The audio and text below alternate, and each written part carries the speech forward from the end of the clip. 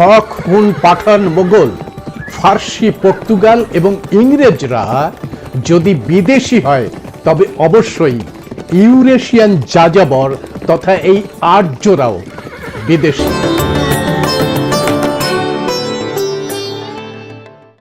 প্রিয় দর্শক, আপনারা দেখছেন ভয়েস অব বহুজন। আমি শরদিন্দু বিশ্বাস। বন্ধুরা, বর্তমান পৃথিবীতে যে 7টি মহাদেশ, 195টি দেশ দেখছেন, তা 20 কোটি বছর আগে এই রকম ছিল না। এই সময়ে 7টি মহাভূখণ্ড মিলে একটি ভূখণ্ডের সঙ্গে যুক্ত ছিল, যার নাম প্যানজিয়া। আপনারা জানেন যে পৃথিবীর অভ্যন্তরে গলিত লাভার জন্য অনর্গল বিস্ফোরণ হচ্ছে এবং সেই বিস্ফোরণের জন্য যে কম্পন সৃষ্টি হচ্ছে, সেই কম্পনের কারণে এই যে প্যানজিয়া নামক যে বিশাল বড় ভূখণ্ডটির নানা টেকটনিক প্লেটগুলো পরস্পরের মধ্যে বিচ্ছিন্ন হতে শুরু করে।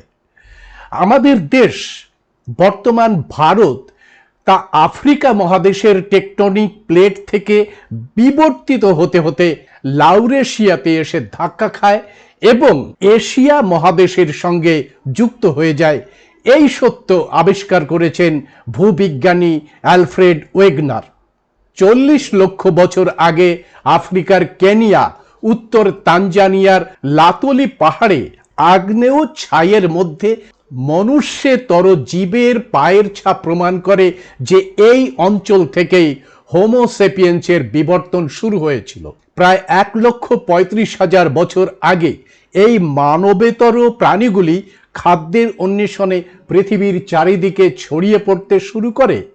90,000 থেকে 85,000 বছর আগে তারা লোহিত সাগর পেরিয়ে অ্যারাবিয়ান পেনিনসুলার মধ্য দিয়ে 65,000 বছর আগে এই আমাদের ভূখণ্ডে চলে আসে এবং এখান থেকে 40,000 বছর আগে তারা অস্ট্রেলিয়াতে পৌঁছে যায়। আমরা এর আগে 4টি ভিডিওতে দেখিয়েছি যে কিভাবে এই মানুষেরা প্রকৃতির সাথে সহাবস্থান করে জ্ঞান প্রাপ্ত হয়েছে এবং ধীরে ধীরে শিকার ও সংগ্রহ, গুহা আবিষ্কার, পশুপালন, আগুন আবিষ্কার, চাকা আবিষ্কার, গ্রাম্য সভ্যতা, নগর সভ্যতা, শিল্প বাণিজ্যের এক বিপুল সম্ভার গড়ে তুলেছে এবং বহুজনের কল্যাণে, বহুজনের হিতে এক অপূর্ব সংস্কৃতির জন্ম দিয়েছে। এই মানুষেরাই প্রকৃতির মধ্যে থেকে ফল, ফুল, সবজি, শস্য আহরণ করে খাদ্য এবং পানীয়ের চাহিদা মিটিয়েছে, গড়ে তুলেছে বীজ ভাণ্ডার, লতা পাতা গুল্মের মধ্য থেকে সংগ্রহ করেছে জীবনদায়ী ওষুধ, তৈরি করেছে বর্ষপঞ্জি, দিনগুলির নামকরণ করেছে আর ঋতু অনুসারে 12টি মাসের নামকরণ করেছে এই আদিবাসী মূল নিবাসী মানুষেরা। এই যে যারা প্রকৃতির সঙ্গে আদিকাল থেকে প্রকৃতি বান্ধব স্থায়ী নিবাস গড়ে তুলল, তাদেরকেই সারা পৃথিবীর বিজ্ঞানীরা এখন আদিবাসী মূল নিবাসী হিসেবে অভিহিত করছেন। ইংরেজিতে আমরা যাদের বলি ইন্ডিজেনাস এবং অ্যাবরিজিনাল। হ্যাঁ, প্রশ্ন তো উঠতে পারে যে এই যে হোমোসেপিয়েন্সের আদি ভূমি যদি কেনিয়া বা তানজানিয়া হয়, তবে তো এশিয়া ভূখণ্ডের সমস্ত নরগোষ্ঠী বিদেশি, বহিরাগত। এর সঙ্গত উত্তর হচ্ছে যে অভিবাসন হচ্ছে একটি ন্যাচারাল ফিনোমেনা, অর্থাৎ প্রাকৃতিক পরম্পরা। প্রতিটি জীবের যে জেনেটিক সত্তা, তার মধ্যেই রয়েছে বেঁচে থাকার জন্য একটি উপযুক্ত পরিবেশ খুঁজে নেবে এবং সেই পরিবেশের সাথে নিজেদের খাপ খাইয়ে নিয়ে একটি বন্ধুত্বপূর্ণ সহাবস্থানের পরম্পরা গড়ে তুলবে। যে পোলার ভালুকেরা একেবারে উত্তর মেরুতে গিয়ে আশ্রয় নিয়েছে এবং সেখানে টিকে আছে, তারা তো উষ্ণ বদ্বীপ অঞ্চলে বাস করতে পারবে না। তেমনি ককেশীয় অঞ্চলের যে হিংস্র নরগোষ্ঠী, তারা যদি ভারতের এই বহুজন সেবিত সাম্যভূমিতে আসে, তবেও তারা টিকতে পারবে না। ভারতে বহু জায়গা থেকে বহু দিক থেকে অভিবাসন ঘটেছে। যেমন ধরুন ৬,০০০ বছর আগে আগত দ্রাবিড় জাতি এবং ৪,০০০ বছর আগে যে মঙ্গোলয়েড জাতি এই ভারতের সংস্কৃতির সাথে একেবারে একাকার হয়ে গেছে এবং তাদের প্রজ্ঞা দিয়ে ভারতের যে বৌদ্ধিক চেতনাকে সমৃদ্ধ করেছে। ঠিক এর উল্টো কারণে ককেশীয় ইউরেশিয়ান যাযাবরেরা ৪,০০০ বছর আগে এই ভূখণ্ডে অভিবাসন করলেও তারা চুরি, ছিনতাই, ডাকাতি, লুটপাট, লোভ, লালসা, ভেদভাব, দখলদারির মতো আদি যে হিংস্রতা, সেই হিংস্রতা এখনো ছাড়তে পারেনি। রামের নামে মন্দির বানিয়ে সেই মন্দিরে রামের মূর্তির সামনেই এরা ডাকাতি করছে। মানুষ যে ভক্তি থেকে, আস্থা থেকে সেখানে দান দিচ্ছে, সেই দান লুট করছে এই ডাকাতের দল। লুট করছে কেদারনাথ, বদ্রীনাথের সমস্ত সম্পদ, লুট করছে দেশের যে সোনা দানা, লুট করছে দেশের ব্যাংকের সমস্ত টাকা, আর ক্ষমতার জোরে এরা কেড়ে নিচ্ছে আদিবাসী মূল নিবাসীদের হাতে থাকা জল, জঙ্গল, জমি, পাহাড়ের অধিকার।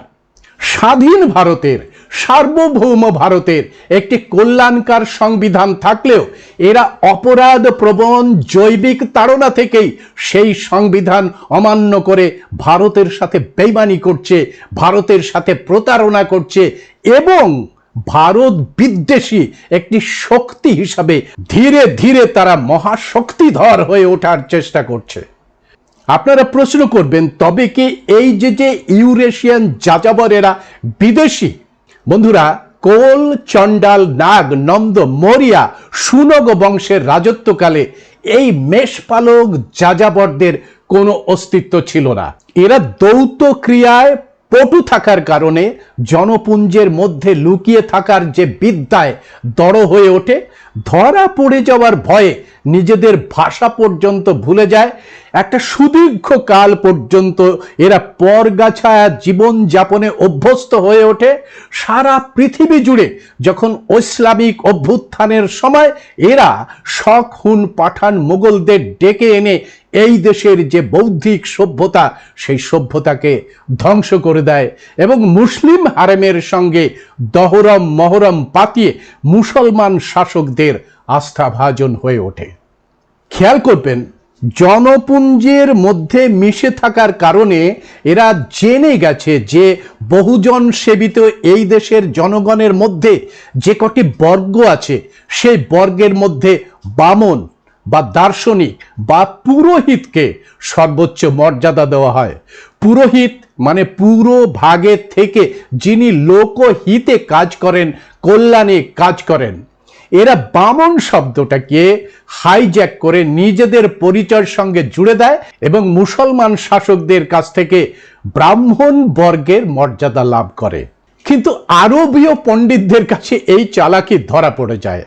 1031 সালে আল বিরুনি এসে যখন জানতে চান যে তাদের এই দাবির প্রেক্ষিতে কোনো লিখিত গ্রন্থ কি আছে, মজার বিষয় হলো তখনও পর্যন্ত এই ব্রাহ্মণেরা কোনো ধরনের লিখিত গ্রন্থ দেখাতে পারেনি, কোনো ধরনের প্রত্নতাত্ত্বিক নিদর্শন দেখাতে ব্যর্থ হয়েছে।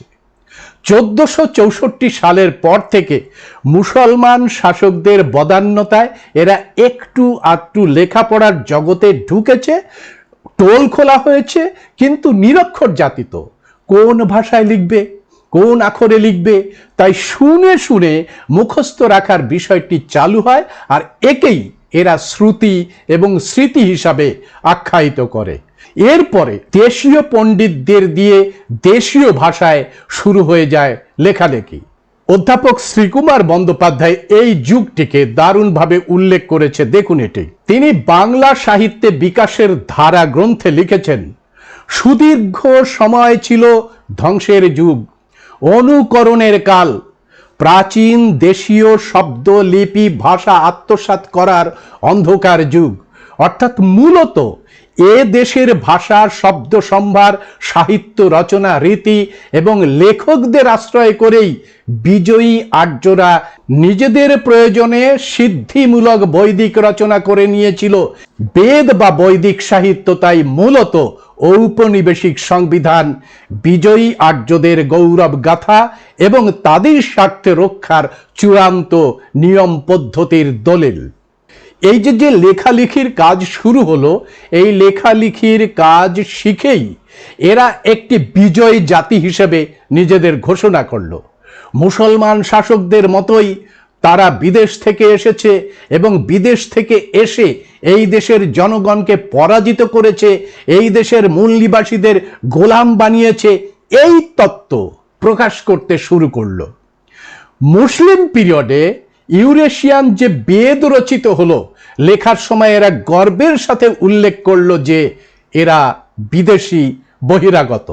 দেখুন এই শ্লোকটি, দশম মণ্ডলের 13-8 ঋগ্বেদে এই শ্লোকটি রয়েছে। অংশুমতি নদী প্রবাহিত হচ্ছে, ওহে সহযাত্রীগণ আনন্দিত হও, গাত্রোত্থান করো, এসো আমরা নদী পার হই। আমাদের যত অভাব আর কষ্ট আছে তা এইখানে পরিত্যাগ করে নদীর অপর পারের উত্তম অন্যের দিকে এসো আমরা সবাই যাত্রা করি।